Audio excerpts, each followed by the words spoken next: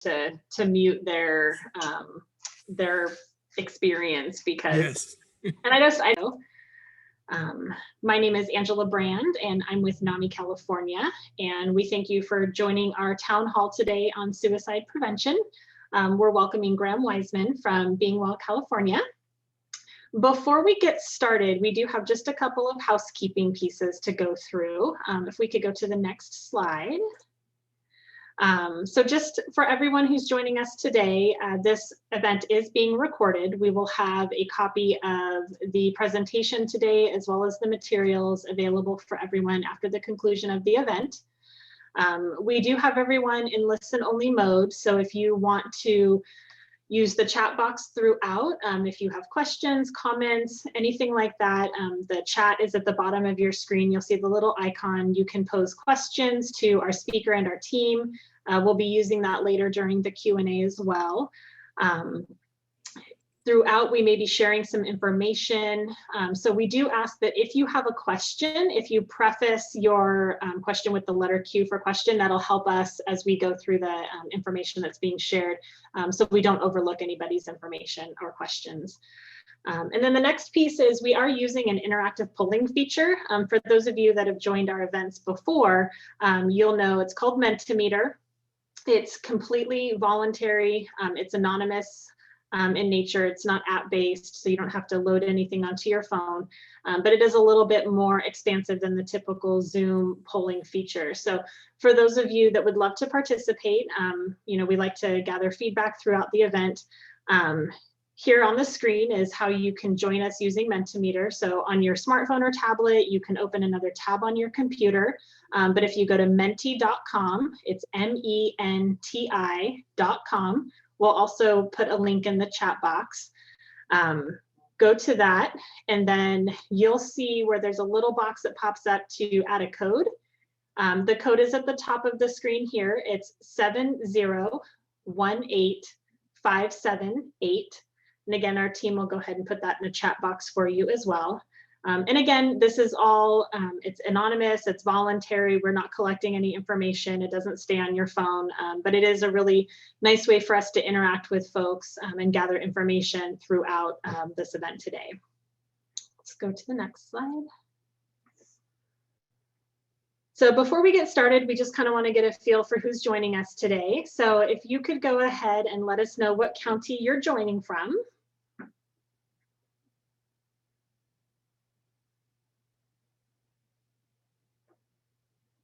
And also you'll see that some folks are sharing that in the chat box. So if you choose not to use the polling feature, you can also enter your responses into the chat. So as those pop up, we can see we've got a bunch of folks joining kind of from all over. So that's nice to see. So welcome from wherever you are today. I know up here in Northern California, it's pretty nice outside, super sunny. So I hope everyone's having nice weather. Alameda, Long Beach, Los Angeles. So thank you. We'll go, oh, there we go, it's populating. So we'll go to the next question. Again, this is just to kind of help know who's in the audience today. So however you identify your role, whether a family member, consumer, peer, county representative, student, you can check all that apply. I know that a lot of us wear many hats. So if you could go ahead and enter your responses there.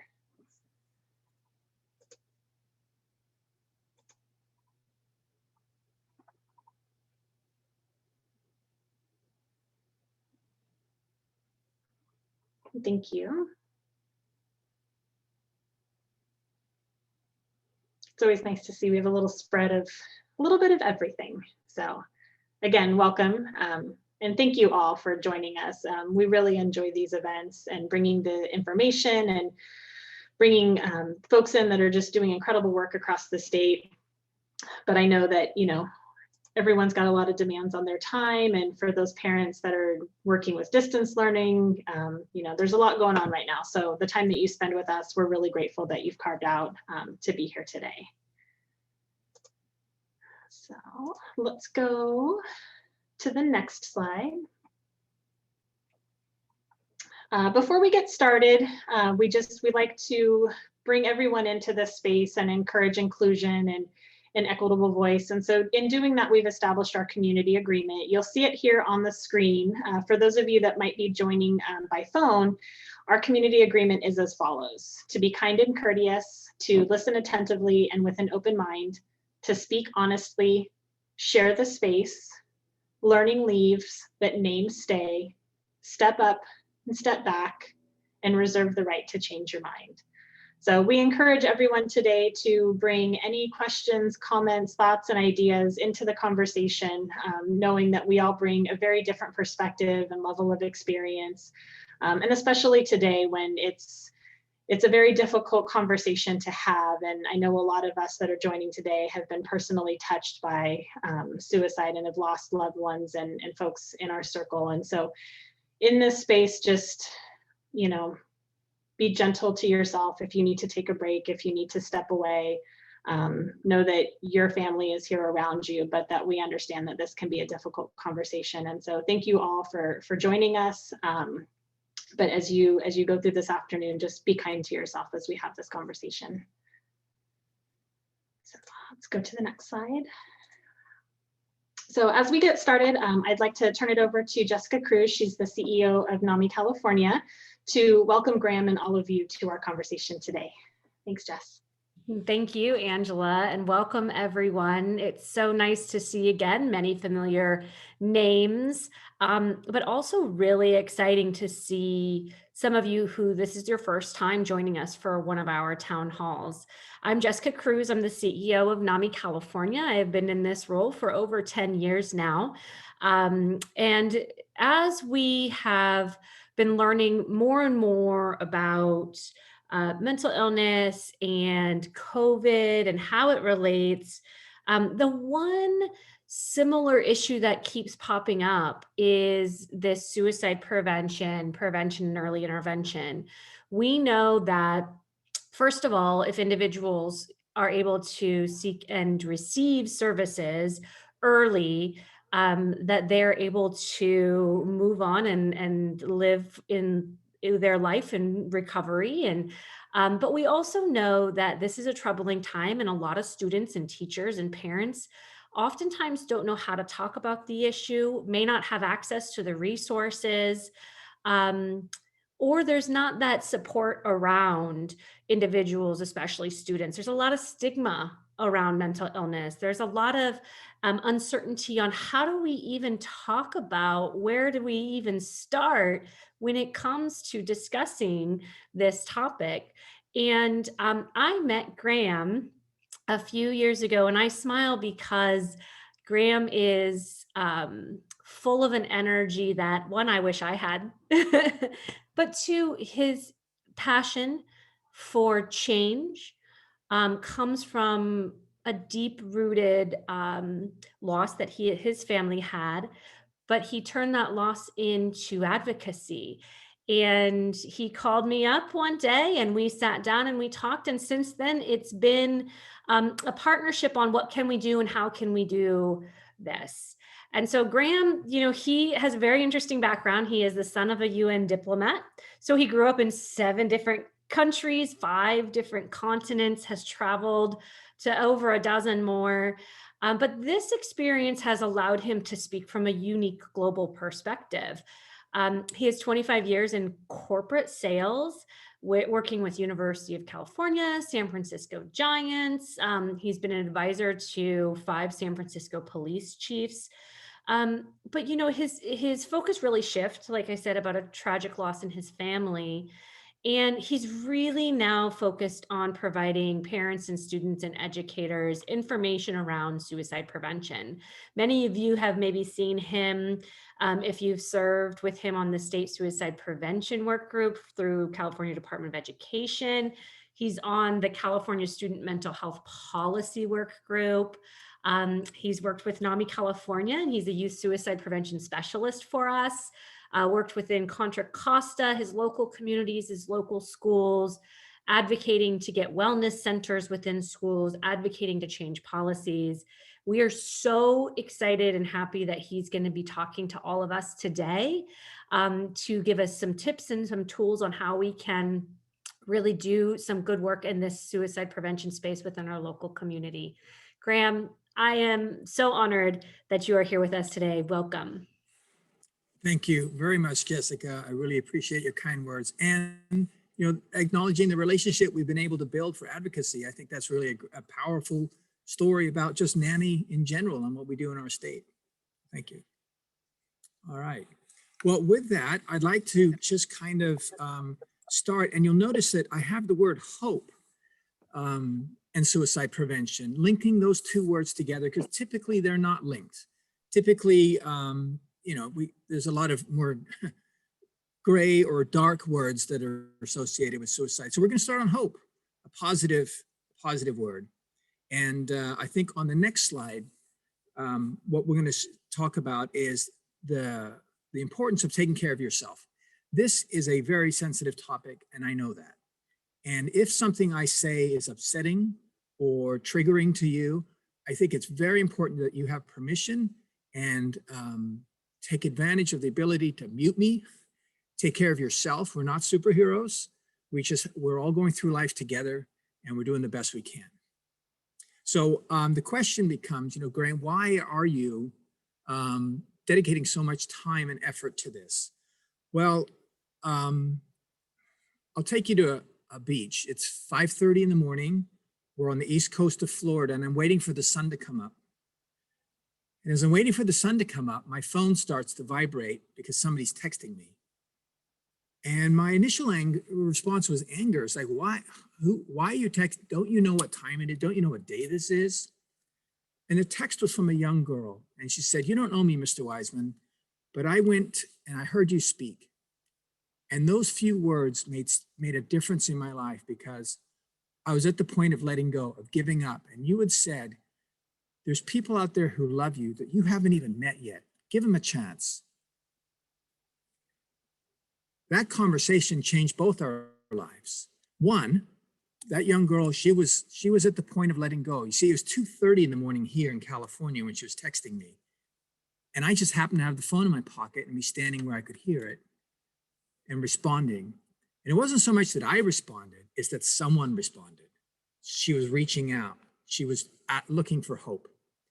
And it changed my life because I realized the difference just a few words can make. And so that's why I do what I do.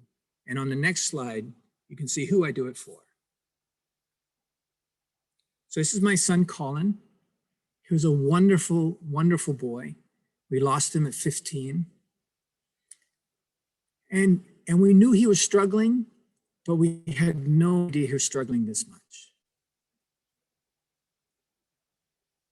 Every day I wake up, I think of him. I think of if he'd have been able to reach out, if someone had answered his call, what a difference it would make in both our lives. So next slide. So this is our first interactive. And in Menti, I have you type in what word comes to mind when you think of suicide. So just think of a word that pops in your head. I did lead us a little bit by starting with hope. That's usually not a word we assign. So I'll wait to see how that comes up. Here we go.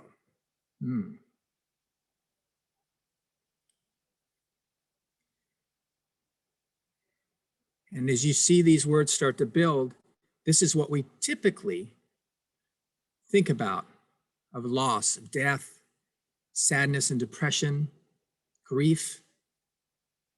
And loss is getting to be a bigger and bigger word as more and more people tie in with that, and sadness. I think you'll agree this tool allows us to say things that often we're a bit timid to share. And here we see sadness getting bigger. Well, I want to change how we think about that. And so as these words continue to build, I want to talk a little bit about something called Shoshin. And Shoshin is what in Zen Buddhism is known as starting with a beginner's mind. And that is thinking of suicide, but putting aside all the things we know, maybe the loss, the sadness, the hurt that we've already felt, thinking or knowing about suicide. And we put those things aside and open ourselves up as if this is the first time we've actually talked about it or heard about it. And I hope that changes how we think. So before we move any further with our open mind, let's address some of the elephants. Okay.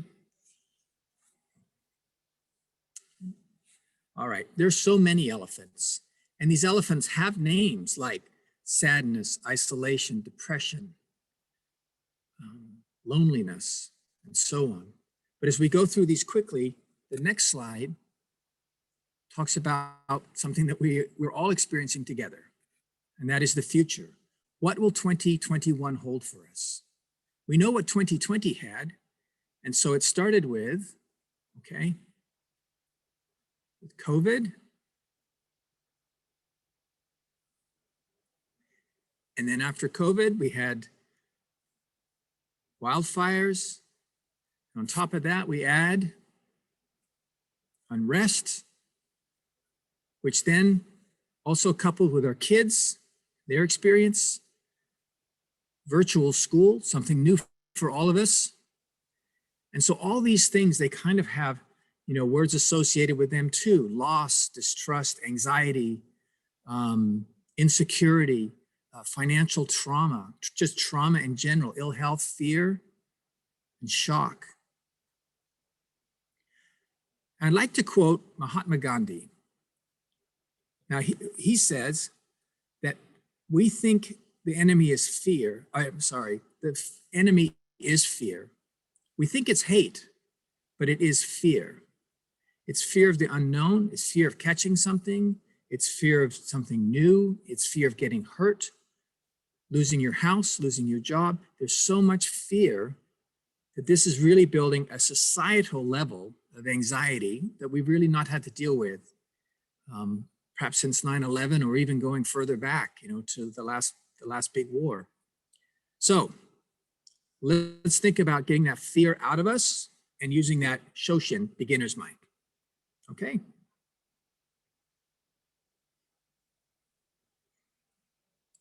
All right. And I mentioned fear. It can be forget everything and run, or it could be face everything and rise. But I don't even want you to take that off ramp. We're going to keep going. We're going to start heading towards trust. Okay. Now, one of the things that comes up and we kind of have to address is a lot of the data. So on our next slide, there's a lot of different words for data: statistics, analysis, you know, models, and so on. But let's just jump right in and go to the next slide.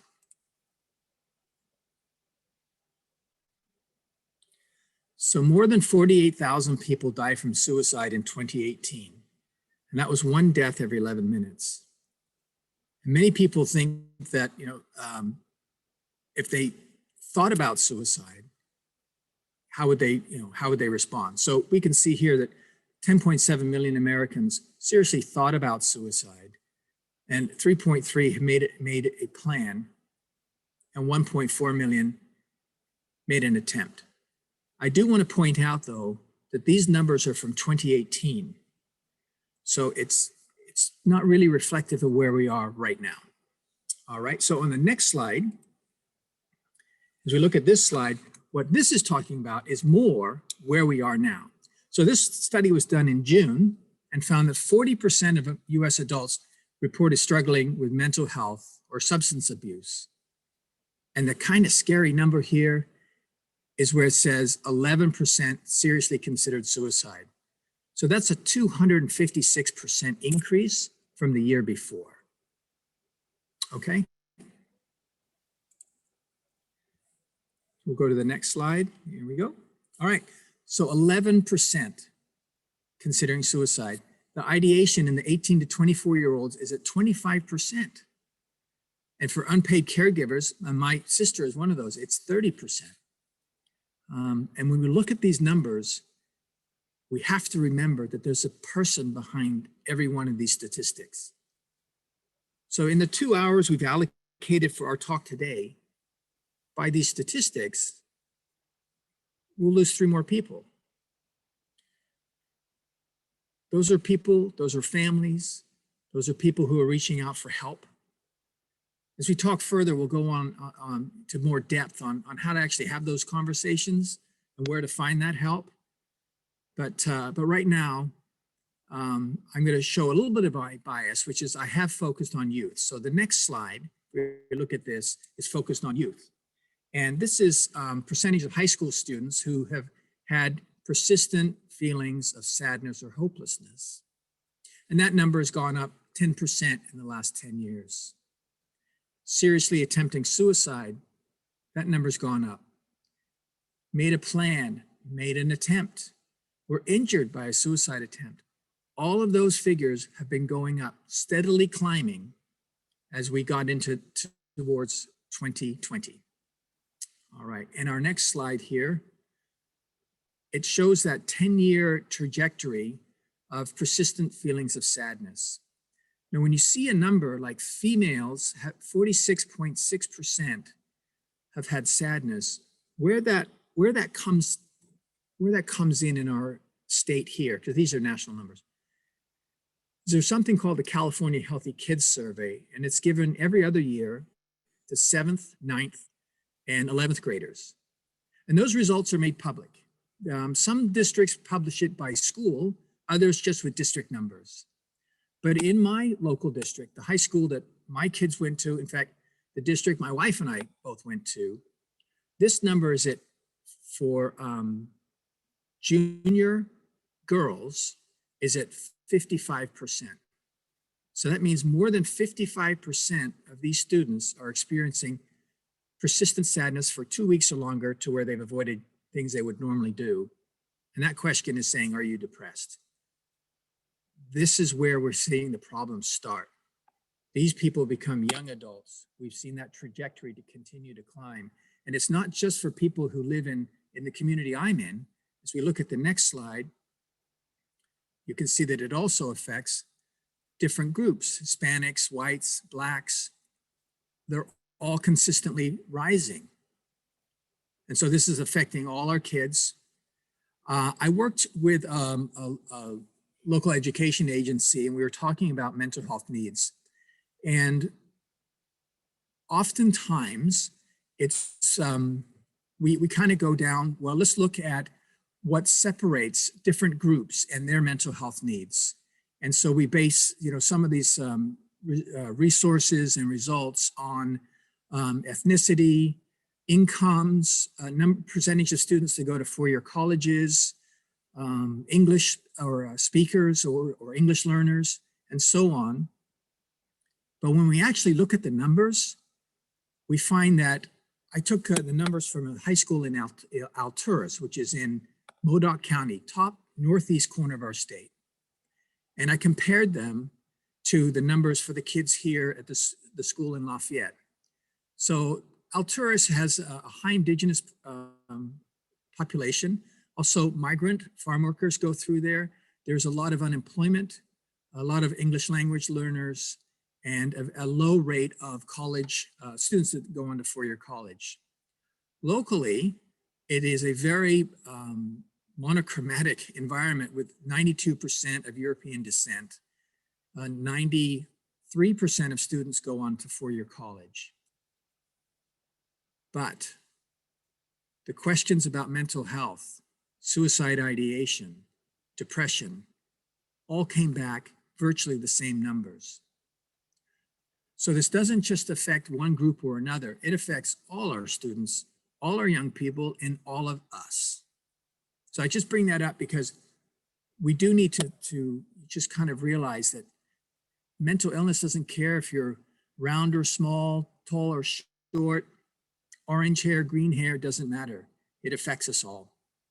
So I'll go on to our next slide, which is just the suicide rate by age. And so what we're looking at here is that 15 to 24 is definitely one that's growing, but that 45 to 54-year-old range is the highest. And that's where people are at a very critical point in their life. But I want to draw your attention to the 85 plus, because that is the second highest level. And these are people who have lost hope, So it's important that we understand that this touches everybody, all across the ages. So let's go to our next slide. And we're just going to look at percentage of high school students. Now the dark blue, you can see California is dark blue. That's 20 to 26.6% of students in the last year who've said, yes, I've thought about taking my life. On this map, the white states didn't participate. It's not that they had no suicide ideation. And as we bring it in closer, the next slide is for our state. As we look at this, you can see there's a commonality where the dark shades are the highest rates of suicide deaths per 100,000. These are the counties that have the fewer resources. They're more remote, where isolation can build up to a much greater level. And so our needs are spread out throughout the state, but we can see that there are some that really need some extra help, these states that are colored in a darker color. When we look at suicide deaths, oftentimes people talk about means. And that's something I try to avoid because often there is blame associated with a mean, one versus another. It's very useful for research purposes, but when we're talking about deaths, the death is the tragedy. The death is what we're really struggling with. And now in high school, or I'm sorry, in college, the number one cause of student deaths is accident, and the number two cause of death is suicide. In high school, the number one cause of death is accident. The number two cause of death is suicide. And this statistic just came out in 2018, but for the first time ever, in middle school, the number one cause of death is accident, and the number two cause of death is suicide. So unfortunately, we're seeing this creep down into lower grades and younger people, which is really something that we really need to address. All right, next slide, please. Now, as we're talking to NAMI, we all use our lived experience. We're volunteering. We're trying to do the best we can to support not only our loved ones, but people who come to us with loved ones. And so as we look at this, we can see that the risk factor for someone who's already made an attempt is the highest. But then as we go down, we start to see that as people with bipolar, major depression, alcohol and drug use, as we continue down, panic disorder, schizophrenia, and when we get to the bottom, the general population is 0.72. So you could see that our loved ones, the people we work with, are disproportionately lost to suicide. And that's the greatest tragedy is trying to get these people. But as we look at these, and we'll go to the next slide, what's missing in all these numbers is hope. Is hope, right? These are tough numbers. These creep into our head and we start to think, what can we do? This is too many people. This won't happen to me. It doesn't happen to my family. But the fact is it does happen to us. So let's get hope going. All right. So with the next slide, we just said, hope. These are different ways to kind of create hope. Volunteer, humanitarian support, offering money, donations, social friendships, working on a better life, right? Volunteering. So next slide, please. Oh, well, who knew way back then, all those times spent on the couch, the Brady Bunch was actually preparing us for something like today, where we exist on Zoom. When I saw this, I was just like, oh, this is what we're looking at. This is what we're living today. So they were futurists. So I'm going to go to some of the myths that surround suicide and some of the deaths. So these are myths that I actually face often, especially when I go to groups, organizations, or schools and say, I really need to talk to you about suicide prevention because it kills more young people than any other thing combined. You know, all those accidents. If suicide was by itself, it'd be on top. So asking someone about suicide will increase the risk of suicide. Now, I've heard that multiple times. Sometimes it's referred to as contagion, which is a real thing, but that's different than just talking about it. And it's like they're not talking with you about it, but they're talking with this about it. They're on the phone. They're saying, "Hey, Alexa, tell me about this." It's a talk that's going on without us. And so we really need to do our best to step up so we can be part of that conversation and change that conversation to a better end. Only experts can stop suicide. I will address this directly in a few minutes because that's definitely a myth that has been propagated. Also, the fear that if you talk about it and you don't have resources available immediately, it's better to just not talk about it. That's another myth. And so on our next slide, I have even more myths that we come across. And that is that people who talk about it don't do it. That's kind of that, oh, they're just trying to do it to get attention talk track that you may have heard. But that is actually, if someone is talking about it, that is one of the key signs that they're at risk for suicide. Once someone decides they want to make an attempt, no one can change their mind. So I'm going to actually take this one head on. So there's a group called the Bridge Angels that walk the Golden Gate Bridge. And what they're looking for is someone who's showing signs that they're trained to recognize of being distraught and adding to that fearful number of people who we've lost off the Golden Gate Bridge. They interact, they step in, they get these people off the bridge, they get them the help they need. So somebody did a study of the 500 people that they pulled off the bridge in the last few years, and they went back and tracked down these 500 people. So these are people who are they're ready to make an attempt. Of those 500 people, 494 of them were still with us.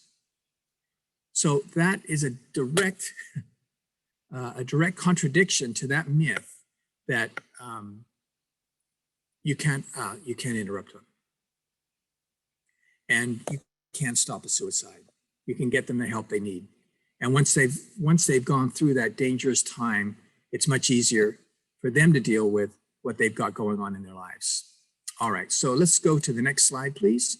So what does it look like? What does somebody who's suicidal look like? You know, they self-describe themselves as having depression, suicide ideation. This particular instance, cut from the team for drunk driving arrest, feeling worthless to themselves, overwhelmed by what's in front of them, and didn't want to be me. Also, most successful Olympian ever. So that's what someone who's struggling with suicide can look like. It's very hard to just judge by the way they tie their tie or polish their shoes or carry their hat. This is a real struggle, and the only way to connect with them is by offering hope. So let's talk a little bit about what are some of the signs. What are some of the signs for suicide that you should look for? And this is on the next slide.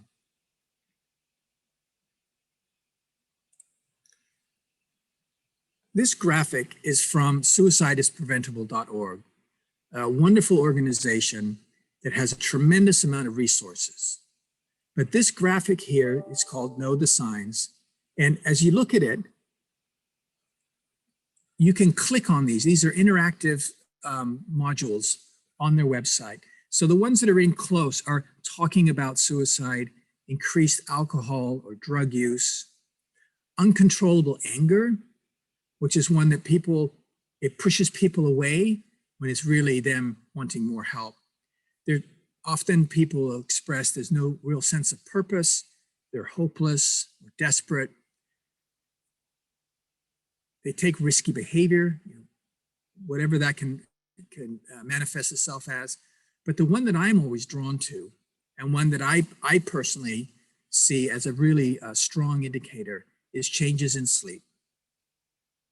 So I go up and down 580 and 680, and I'm often find myself talking to parents who'd recently lost a child to suicide.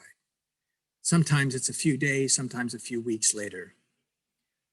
And that conversation is to help them, well, understand that they're not alone, that people are walking this path a little further ahead, and that they will get through it. It's always with them. It's there constantly. But as they go through life, they'll get better at carrying this. Those conversations, every time the comment is made about the changes in sleep of the person they lost. So this, to me, is really a red flag. If you know somebody who's up at 2 or 3 in the morning and they're texting people or commenting on shows they've been watching, that's somebody who's really in distress and really needs your help. So on the next slide, it talks about finding those words. You know, when I spoke to that young gal on the texting on the beach there, I didn't have a script. I just kind of started to respond to her. And I should add, she is now 25 years old, going to college and doing all the things a 25-year-old should be doing. So for her, her life has really improved. It got better. It got better. So as we look at this slide, and it talks about finding the words, starting a conversation, listening to express, creating a safety plan, getting help, and a little bit on what not to say. All of these are links that you can click on and will take you to having a dialogue. You know, any of us that have taken a NAMI basics course or family to family, we know the importance of those role-playing scenarios where we take the position of one parent and then the other parent or the loved one, the young one who's struggling with a mental health issue, and we go through that talk. This helps that. It's in the same pattern as our NAMI courses on getting that conversation going. And now the next slide is where to reach out. So as I draw your attention to this slide, you'll see that there is an orange hexagon with state and national resources. So those are resources, you click on that link and that gives you, all the numbers, including the Suicide Prevention Lifeline. But the one below it, that kind of teal, light green colored one, is county resources. And on that one, it breaks it down by every county in our state. And it gives you county behavioral health, their local crisis line, if they have one, resources that are available, California Association of Psychologists link. There's all kinds of really, really wonderful information on how to get that help. I know in the NAMI offices, we take those calls, people saying, I don't know where to get help. Here's a resource that we can all use as we talk about that. All right, so let's go on to the next slide now. And at this point, we're going to talk a little bit about action. And as we look at what we can do, what kind of conversations we can start, how we can affect our communities, this is where we start shifting the dialogue from the statistics and kind of the sad numbers we see to what we can do to build hope. So when I lost my son, Colin, it was just kind of like a nuclear bomb going off in our lives. My wife is an elementary school teacher. I was in corporate sales.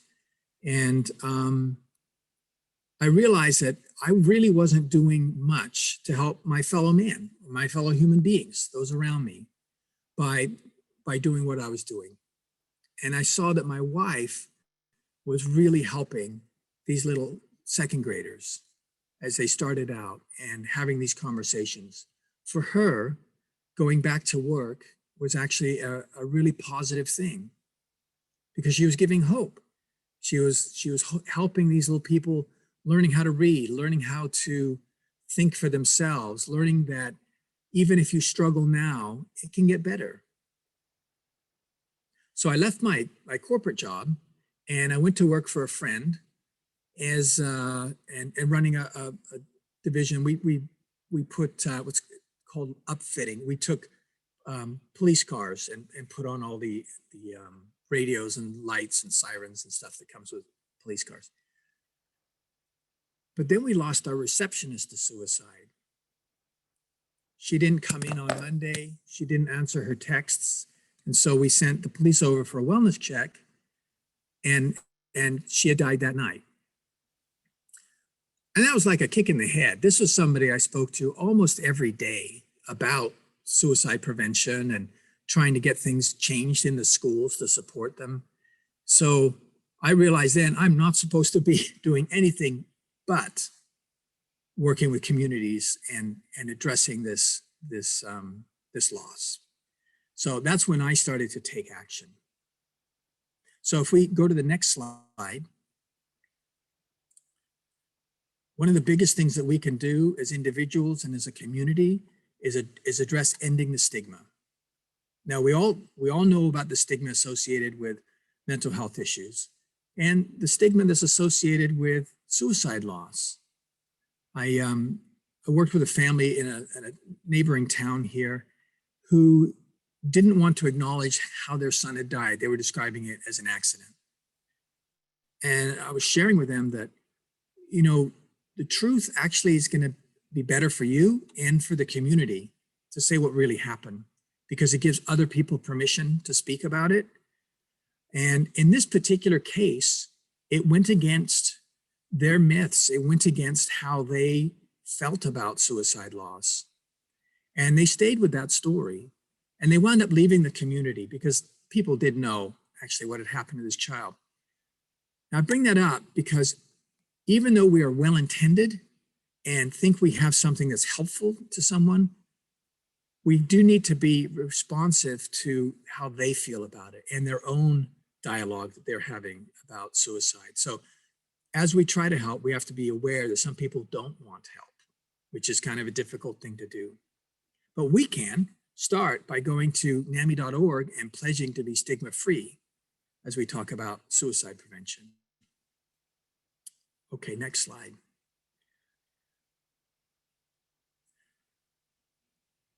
So Colin's little sister is Nicole. She's in this picture here. When Nicole was in middle school when she lost her brother and said, Mom, Dad, I don't want to be the kid who lost her brother to suicide.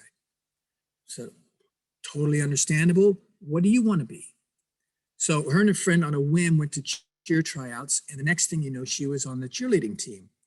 Now, as a dad, I'm kind of worried because my perception of a cheerleading team was a lot of mean girls and judging and so forth. But I was happily quite wrong.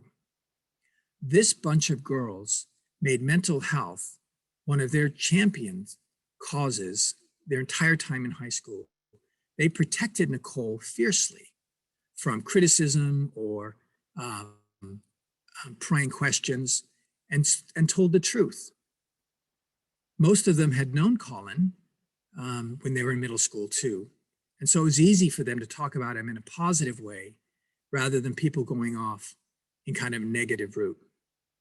So these girls, instead of being mean girls and focused on other small stuff, really made a difference in taking mental health and suicide prevention to their school. And on the next slide, you can see that every year and every season, they would do a green ribbon night and wear bows with hope or comfort or it'll get better written on it, as they tried to make a difference in their community, just talking about something that most people don't want to talk about. All right. Okay, well, we have been sitting here for 45 minutes, and what it is now it is time to stretch, okay? So we're gonna take a break. We're just gonna shake things out a little bit because the thing about changing your position, changing it, is we're gonna take the blood and we'll get the blood flowing because exercise is important. It moves those thoughts and information from our head down throughout our body. So first we're gonna bring our hands together and we're gonna rub them so that your hand starts to get warm and we start to get the blood going, and then we're gonna shake it out. and shake it out. All right. Roll your shoulders a little bit. Maybe dip your head left and right. We've talked about some stuff that can kind of sit in you if you leave it there. So we're going to move that aside and we're going to start just getting ready for some better stuff. Okay.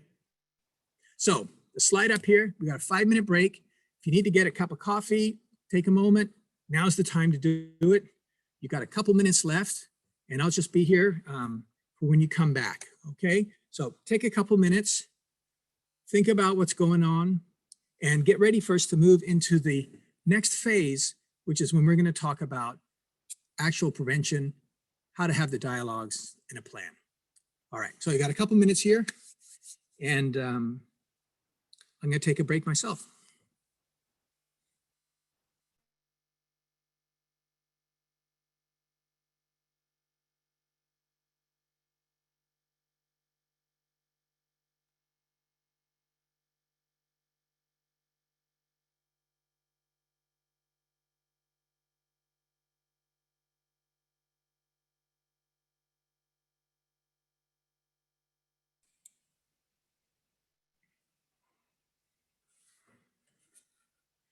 If you have a quick question you want to type in the chat box, you're welcome to take a look over there. We've got about 60 seconds left.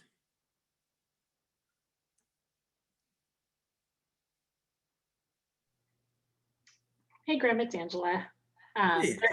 There is a question in here about whether or not any data exists in real time with regard to coronavirus or COVID-19, community, people of color, young adults, undocumented in inner city. And then we did have, thank you, Clarissa, some information that NIMH might have data available as real time. So I don't know if you have any thoughts on that. And then quickly too, just to Deanna, we will be providing copies of the slide deck as well as a recording of the presentation today. Okay, great. Thank you for that question, Angela. And so, yes, Ricardo is correct. The National Institute of Mental Health has the most up-to-date numbers on that. And from my research, what I've been looking at is the effects are actually steepest or most dire in the more remote counties. And that's affecting Latinx population, ESL, and so forth. The COVID-19 seems to have physically affected the African-American community at a higher rate, but I haven't seen any reports or detailed studies yet on how it's affecting on the mental rate. But anecdotally, it is also very high in that community. I saw another question here about the slides. Yes, I saw that.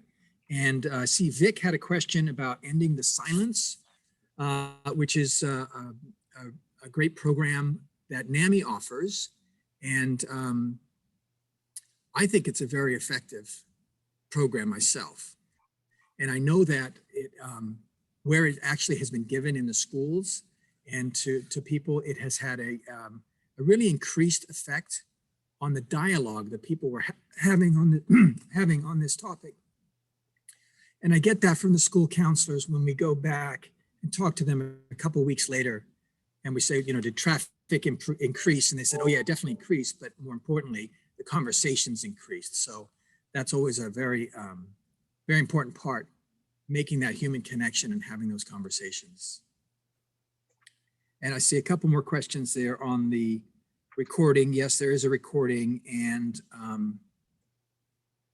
the slides will be shared afterwards. Okay, so let's get back into the thick of things here, and we'll start with an interactive.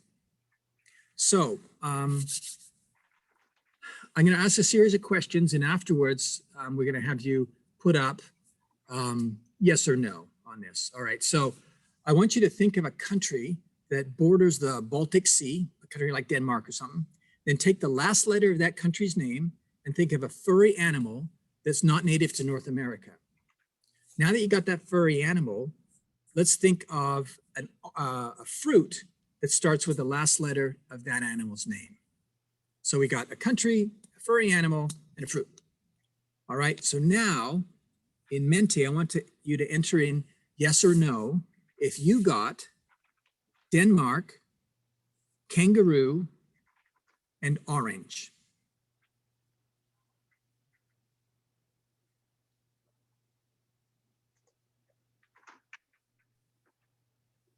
Got 2 no's, 1 yes. See them starting to come in. Got a few no's. Rumney says no. So what that was an exercise in guided conversation.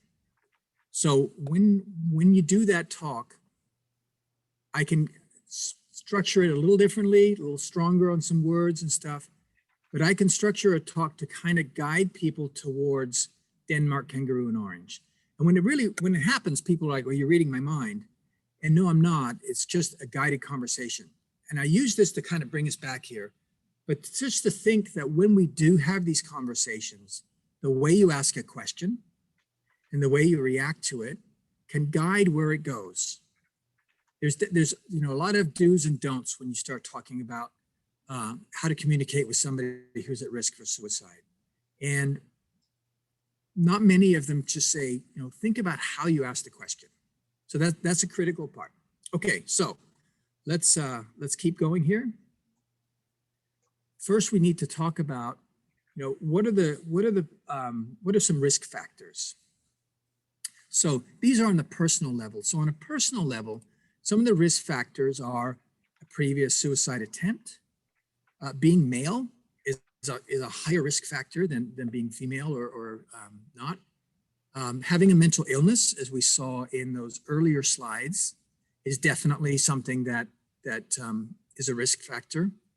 Alcohol or other substance abuse, that's a path that people go down, kind of self-medicating, but a key indicator that there's something going on. Low self-esteem or sense of control over their life circumstances. Now that's something that's really true now, is that with the pandemic shutdown, with essential workers, non-essential workers, that sense of control over your life circumstances is definitely being stretched. People with a lack of meaning or purpose in life, hopelessness, guilt and shame, or feeling like a burden. So those are some of the personal risk factors. And then, excuse me, now we'll move on to some of the social risk factors. And so those are things that often are referred to as ACEs. So isolation and violence, family dispute, separation from loved ones, bereavement, losing a loved one to death, or maybe incarceration, or being deployed. Those are bereavements. A significant loss, and that loss can be financial loss, a friendship loss, a loved one loss, rejection from peers. And this is kind of when the cell phones and social media can come in. Imprisonment, poor skills of communicating, and a family history. These are all social risk factors. And then as we move down to the third level of risk factors, those are environmental levels. First one is access to lethal means. Unemployment or economic insecurity, something that's really strong now. Financial stress, violence and crime. We're seeing, real surges in that. Poverty, school failure. Schools is a whole nother can of worms, just because of the new learning environment that everybody's in. And by everybody, I mean the teachers are in a new environment, the students are in a new environment, and the parents are definitely in a new environment. We have the social and cultural discrimination that's affecting, so many of our people, and homelessness, lack of social support services, which is really a shame, and then geographical isolation. So that geographical isolation kind of ties back to that map I was showing of the state of California, where the more isolated the county, the higher their suicide deaths were. But as we check for just a moment on that lack of social support services, this is a very difficult one right now because of the shutdown of so many government agencies while they're waiting for protective wear and proper ventilation for buildings and so on, that access has really changed from a physical access where you could see and kind of pick up body language from someone to a telehealth care service, which is just a bit more difficult. One of the things about trying to teach or doctor on telecare is that our brains, we evolved as a species that spends a lot of time looking for cues from the person we're with. And those cues are a raised eyebrow, a frown, a look down to the side. And that's hard to pick up on a camera. And our brains work overtime trying to make up for this and connect with people, which is why often we're so exhausted after a Zoom call when we were like, well, we're only on there for an hour. But that's what's going on. Our brain's kind of in overtime. And this is all coming together. These personal, social, and environmental risk factors are really kind of coming together. And we're kind of in that perfect storm type of thing. So let's look at some protective factors. Now, on the personal level, gender, that's a hard one to change. It can be done, but your gender is your gender. And I think what they're referring to mostly here is how you perceive admitting or talking or sharing or exposing a weakness that can be a perception if you share your mental health. So for men, there's that High Plains drifter, kind of silent and strong and not going to share what's going on. And that's a stereotype that often reinforces, a negative behavior, which is not sharing how you're feeling. On the personal level, still, it's talking about your self-image, physical health. I know a lot of people have started walking. There's been a tremendous amount of people buying bicycles to get out and actually, get rid of some of this stuff that builds up as we just sit. Adding a sense of meaning and purpose. I'm going to pause there for a moment because one of the best things you can do for yourself, if you're struggling with a mental health issue, is to volunteer to help other people. And that's what NAMI is about, right? About volunteering and helping other people. And the benefit is it helps us a great deal too. Getting sense of control over one's life, that's going to be hard. But as we adjust to this new environment we're in, we'll get better at it. It will get better and heading towards a positive outlook on life. For quite a few years now, people have had a really negative and antagonistic view of what's going on, and really looking forward to a change and hoping that comes about soon, that people change that outlook on life. Now, at the social level, physical and emotional security, that's, how are you safe? Are you at home? Family harmony, with us kind of compressed in, living our whole lives together now instead of going off to work or school. Working on that is a skill, right? Something we can develop. Good communication skills and addressing our mental illnesses are also a great thing to do. And then finally, over here on the environmental is that, it looks like I mislabeled it. Good physical health, sense of meaning and purpose, and it looks like I duplicated that slide, my mistake. On the social level, it is finding a secure place for housing, establishing a routine that's protective, and really just trying to work on your own discriminations about people you meet and run into, and those of society around us, addressing those things. All right, so let's go on to the next slide. There's something called the Columbia Suicide Severity Rating Scale. And most people just call it the Columbia. And what this is a list of questions. It's a 2-page document. It's a list of questions used to address the severity of someone's suicide risk. Now, it's used in 140 countries. I believe it's published in 57, 59 different languages. It is been adopted many times, just like countywide, like I know in Fresno. It's used by all government agencies in that county. In some school districts have adopted it, saying our school district, we will use this. And it's to give a common base of conversation when you're talking about someone who's really, having a struggle. So the thing about this is it really kind of addresses that previous myth I talked about of only experts can talk about suicide prevention. What this does is this provides normal everyday people like us with the tools to ask those questions. So the questions are, I actually will go into the questions in a minute here. Just the first three, because that's all we really need to do. But while we're thinking about questions and what to say, I'm going to pause for a moment and share just a story. So this is a story about Colin at Boy Scout camp. So Colin went off to Boy Scout camp, and I had been a leader for his Cub pack and his troop. But this is something I sent him off to do. He would go, and I'm like, this is your time, get away from dad and just enjoy being a kid. And so this is Colin. He's wearing he's about 11 years old there. He's wearing a little pith helmet.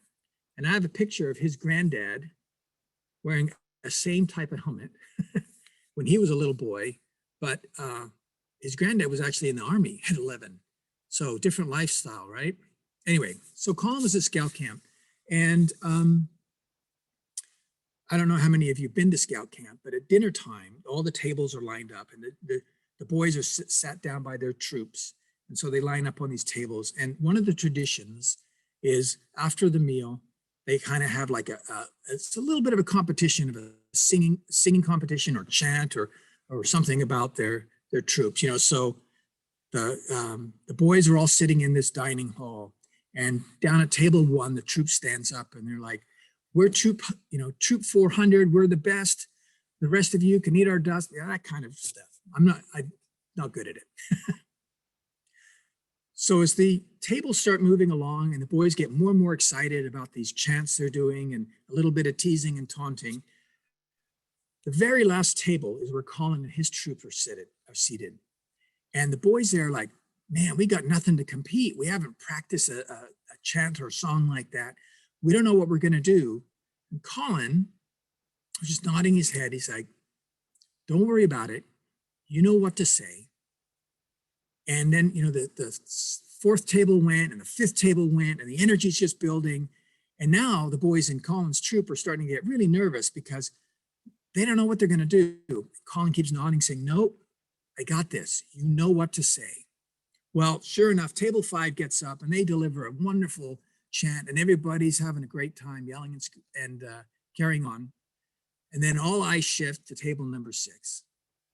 And at that point, Colin looks up to the kitchen staff in the back and just gives them a nod of his head. Now the kitchen staff, they control the PA and they start playing a song.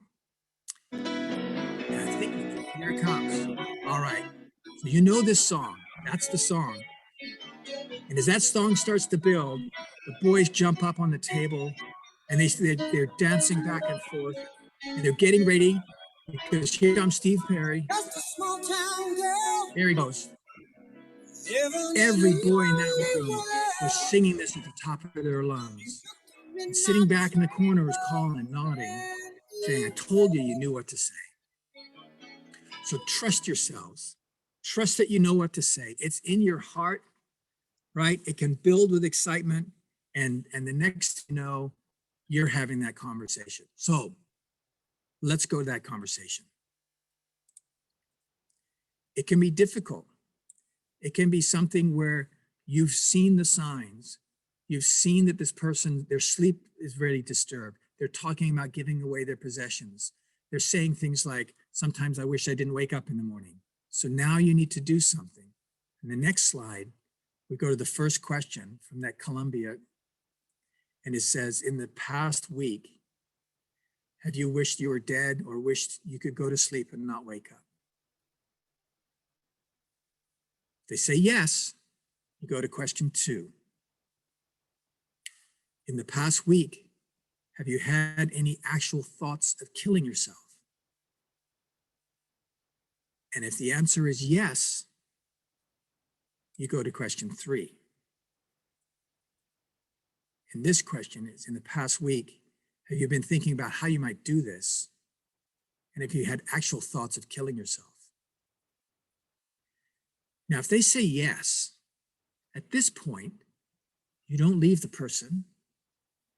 You get help. You can call 211, the Suicide Prevention Lifeline. You could call 911 if you're feeling like it's a real danger right now.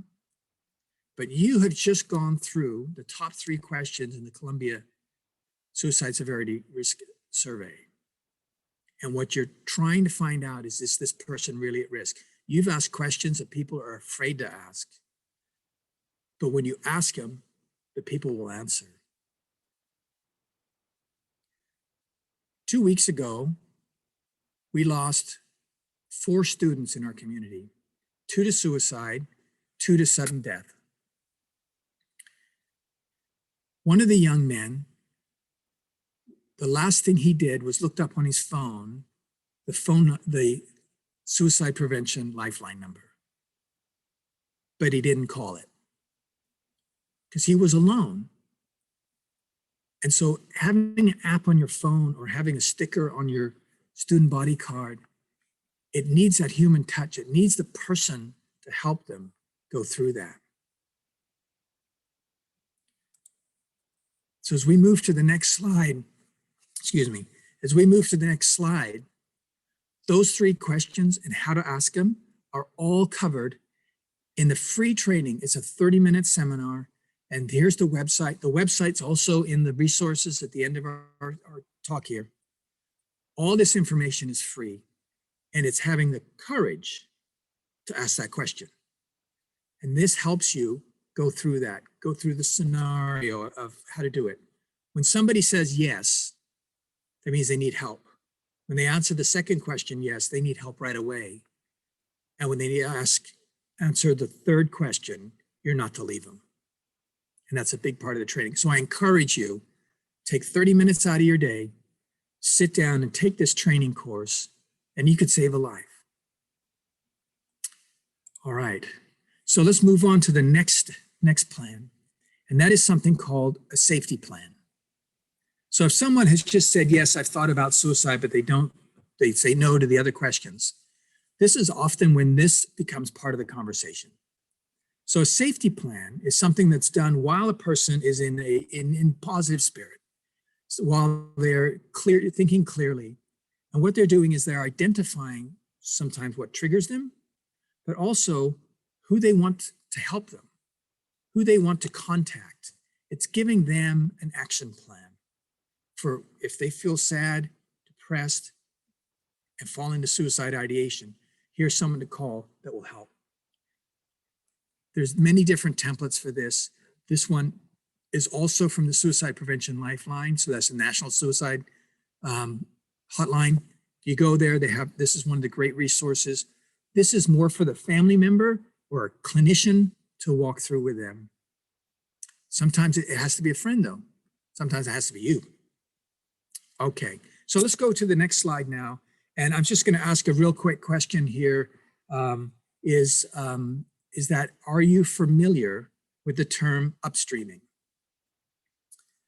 And while I wait for people to answer that, I will tell you the story that goes behind the upstreaming. So there was a happy couple that lived downstream, and every few days they would hear somebody yelling from the river that went by, help, help, help, I'm drowning. And they would run down and throw out a life ring and pull them to the shore and save them. And so this became like, every few days this kept happening. So they thought, well, maybe we should get more life rings or more places to pull people out of the river. But then they said, well, what's upstream? So when they walked upstream, they found that there was a faulty bridge and people kept falling off the bridge. So instead of getting more life rings and places to pull people out of the river, they instead went upstream and fixed the bridge. So that is an approach on dealing with mental health issues, is instead of building more beds and places to treat people, let's go upstream before they have a psychotic break and try and help them before that becomes part of their life.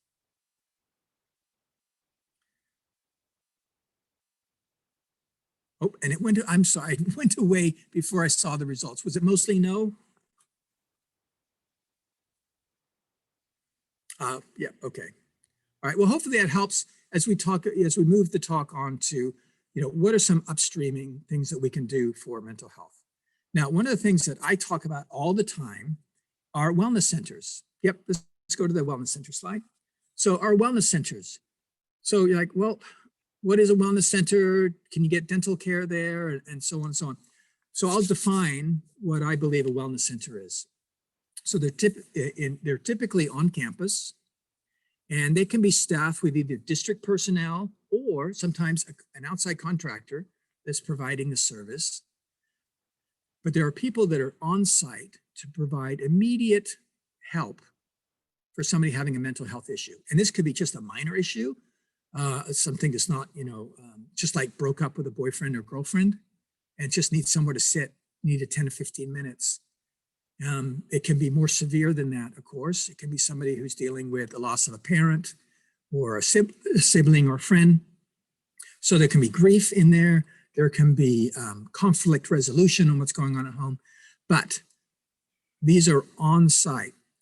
And the difference is typically, without a wellness center, somebody would have to make an appointment. They would come back, they would miss some class, and then have to make up the work that they had missed while in class. But this scenario is different.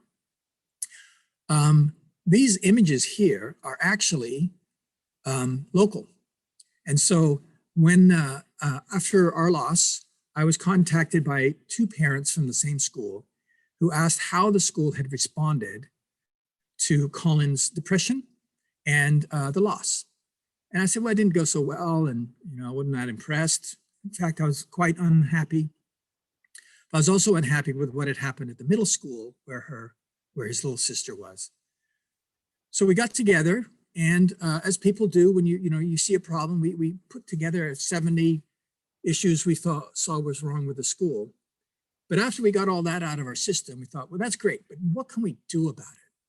Where can we affect change? So we started visiting other schools in the area, and we found that these schools had wellness centers, places where there were counselors, there were interns that were working on getting their hours in. There was a caring adult there. And as we went around, we said, this would really help our students in our local school. It took us 4 years, but at the end, we had 4 wellness centers put in. And it was a commitment from the school district. They spent $1 million a year to staff and maintain these wellness centers. But there's a real benefit to these wellness centers. And some of it is, unadvertised, stuff they didn't expect, like, parents are coming in and saying, things aren't going so well at home. You may want to help out Penelope because I think, mom and dad are going to get a divorce. And the counselors are like, parents would never come and tell us this before, but now they know that there's somewhere that their kid can get help, their young person can get help. So that's why my focus has been on these wellness centers. But it's not just my opinion. So if we go to the next slide, what I'm referencing is a study done by Dr. Cheryl King from Michigan and her youth depression suicide prevention program. So we'll go to the next slide. So what this did is this took 448 adolescents, and they had been recruited from universities or psychiatric hospitals with either suicide attempts or strong suicide ideation. One thing they did is these young people selected a caring adult. And it's usually not a parent. Sometimes it can be a coach, it could be a bus driver, it could be, anybody in their lives that they think is a caring adult. These caring adults are given very little instruction. It was just be yourself. Here's some suicide ideation thing to look out for, that Columbia training I was talking about. And we want you to call this young person once a week. Just check in with them. And after a year, you can check in with them once a month. And that's what they did. Now, that was a really great study. It ran for 12 years. And on the next slide, we're going to see the results from that. So at the end of the study, there were 2 deaths in the supported team, one from homicide, one from suicide. And out of the sample of 223, there were 13 deaths in the other group without the support teams. Okay, so that's a huge difference. That's a 660% reduction in deaths. And the support team intervention is shown to be safe with no associated negative outcomes. Now that's student deaths. What if we're just trying to help deal with anxiety? What if we're just trying to help them deal with depression? Those numbers could be even higher. And what this study demonstrated was that just putting that caring adult, that connection, and having that peer support has made an enormous difference. This is a study with young people, but the same element is true with any age.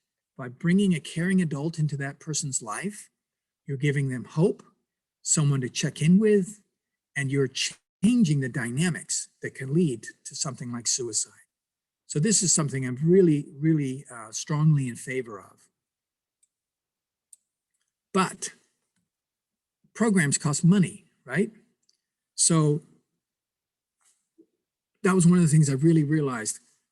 That district was spending $1 million. Now, if you're familiar with the Bay Area, the area I live in is called La Marinda. It's a combination of 3 towns' names. We were in Piedmont, we went to Marin, we were over in Belmont, we were down on the peninsula. If you know these communities, the one thing you'll know that they all have in common is they're affluent communities. But as I showed you on that map, the real need is not so much in those affluent communities, it's in those isolated communities. So I got together with my wife and another lady named Gail Miller. We founded our organization Beingwell. We thought, well, how can we get these wellness centers into all schools here in our state? And so on the next slide, this is what we came up with. Our motto is reach out, help out. And we had a statewide design contest for a mental health awareness license plate. This is the winning design, and it's from a young student in Doherty Valley High School in San Ramon. We really think it's beautiful, and we hope that people will enjoy it and purchase these license plates. So what this does is this raises funds that goes to the California Department of Education, specifically for wellness centers and to address youth mental health. There's a lot of programs out there that mandate stuff, but very few that show up with funding. Now, the whale tail license plate raises about $13 million a year. I don't think this is going to reach that level, at least not at first, but I do know that as we proceed, we're going to bring tens of millions of dollars to help student mental health. And if we help them when they're young, we upstream that conversation, we're helping them when they get older. We're making a change. And so on the next slide, it's just, hey, proudly show your support. And if you are interested in getting one of these, you can go to our website and look it up, okay? Now, when we talk about a caring adult, we'll go to the next slide. This is Gail Miller, and you can see she has found a caring adult. And she had just been talking with Oprah about what we're doing and how we're trying to take our advocacy, our pain, and make a positive change. And so that's what we've really been working with, is just changing the way people talk about it, upstreaming that conversation so that kids know it's okay to talk about mental health. It's okay to intervene and talk on suicide prevention, because I don't want to go and talk to any more of those parents. I don't want to be at that funeral again, listening to people saying, why, what could I have done? I want to stop it earlier. And I hope you do too. So I talked about, the words, right? So on our next slide, I want to ask you for another interactive. And when we talk about suicide now, what word comes to your mind? And you enter that into the Menti there, and we'll start seeing as those words come up.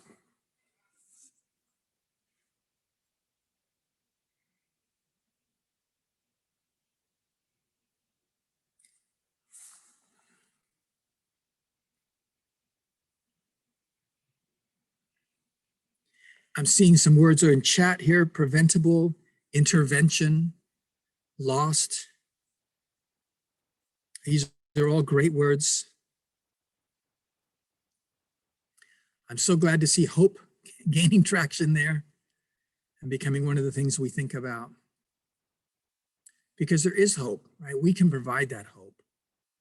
I talk to young people that have been there where, you know, they've reached that point, they're going to let go.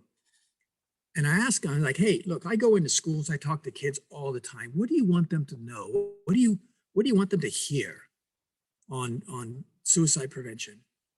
And they almost all say the same thing. It gets better. You know, you've sunk down into a well and all you see is a little dark hole up there of light. You can't see from where you are that it gets better. But hang on, you know, you can do it. And that's a great message from these young people. And this is a great message from you guys. You know, intervention, resilience, action, help, dream, turning point, need for comfort. Great. These are wonderful. I really want to thank you for sharing those. So the next couple slides, we're going to kind of go through just not too much detail, but we have resources, right? And hey, anybody want to do a quick shout out in the chat? Who's that on the phone there? But these resources are National Alliance on Mental Illness, of course, where we are today, crisis text line. I have some information there for vets, the JED Foundation for the LGBTQ community. Speaking of suicide, which is a teen link. And as we go to our next slide, even more resources.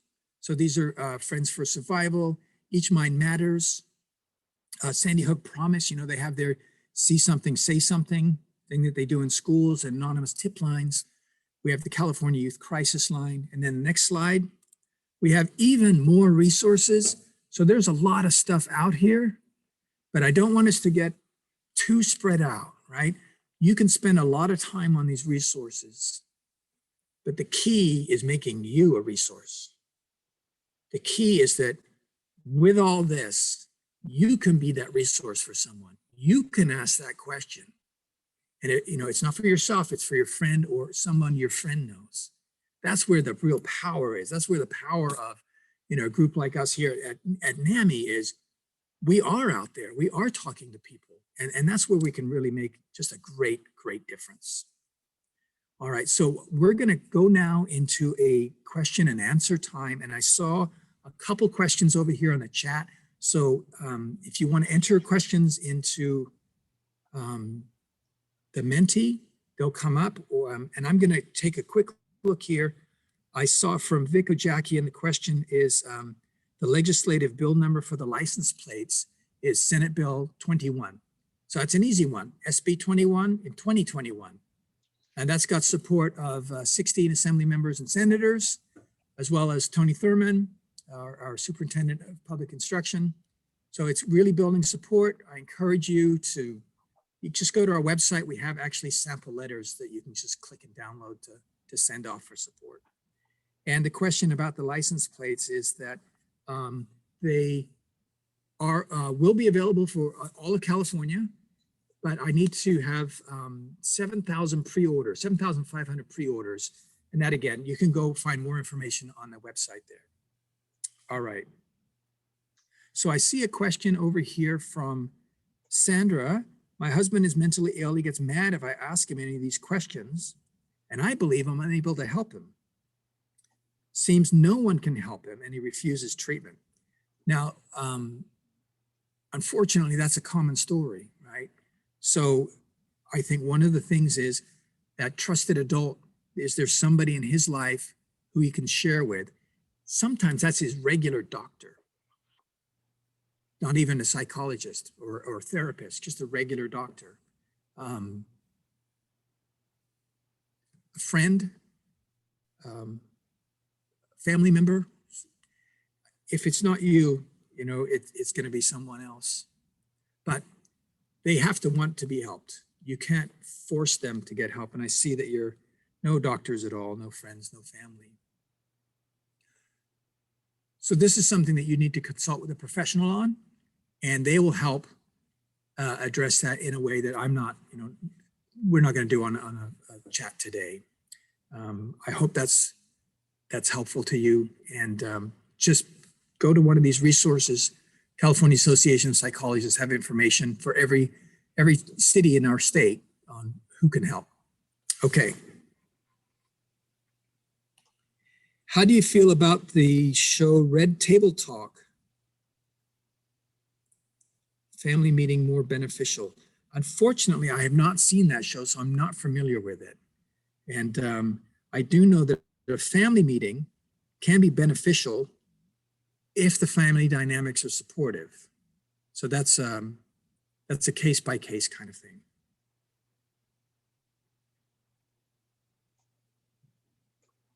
All right.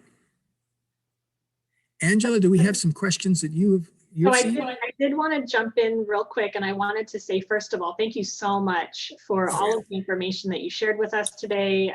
Throughout, we've been seeing in the chat box just a lot of great feedback and folks really responding to the information. And a side thank you to our team for sharing the links and keeping up with that as well. We have a wonderful team here, and they work really hard behind the scenes to keep this going. So a little shout out to them. But there's been a lot of, let's see, I'm gonna go back and make sure we didn't miss anything. If you do have any questions, go ahead and use the chat box for that. We had a lot of folks sharing information on the wellness centers in their areas, which is fantastic. That's really exciting to see.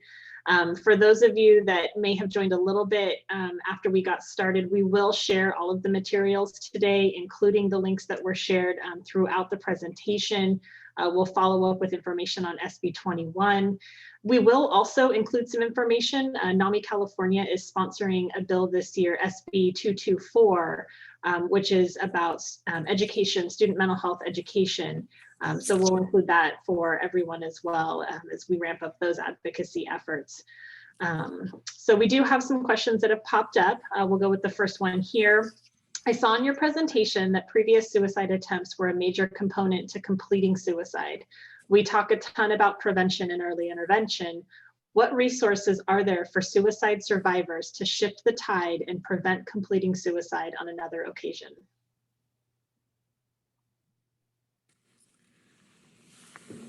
Those, if someone, that shifting the tide is a great way to put it, because it is that big a change, a life change, a sea change in their lives. The biggest help I found is if people become more aware of how they're struggling and that others are struggling as well. They need to kind of learn more about their own condition. And that's, by reading books of people who survived. There's a really wonderful documentary, the man who jumped off the Golden Gate Bridge but survived. And he tells about how he felt and how he wanted somebody on the bus to say, "You okay?" And how he felt with his dad and what he thought it would be like meeting his dad, in the hospital, and how uplifting and supportive his dad was, where he expected him to be condemning. So for someone who has made an attempt, and in talking with them and their families, it's that safety. It's something they all know has happened, and just having an open discussion about feeling and checking in and changing that sea change of it being okay to talk about and removing that isolation. Thank you. The next question we have here is, what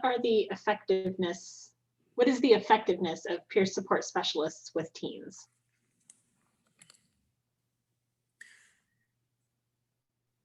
So building that peer support, sometimes it's like advertising. A lot of companies pour a lot of money into advertising, and it's hard to quantify where it's showing up. The peer support is changing their life skills to where people are, especially young people, are more willing to share some of the pains they have. And as adults, our perceptions are vastly different than theirs.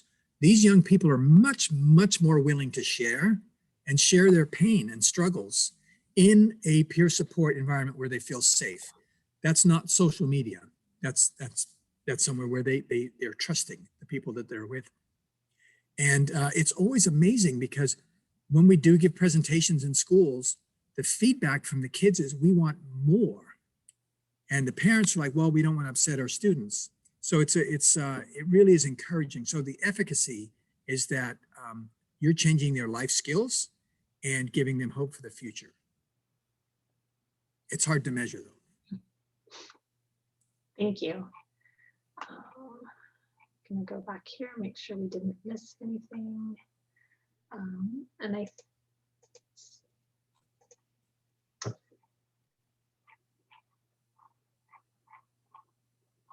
yeah, definitely a lot of great feedback. And I just wanted to share a few comments that came in as well that folks were really grateful for your pointing out in conversation that only professionals can prevent and help someone. Someone shared that they hear that a lot in their experience. And so thanking you for that. And another recognition about covering environmental wellness and security. So those came up earlier. So again, if you have any questions, you can enter them here into the chat box. We will be sharing this information with folks afterward. There's a lot of resources in here, a lot of information.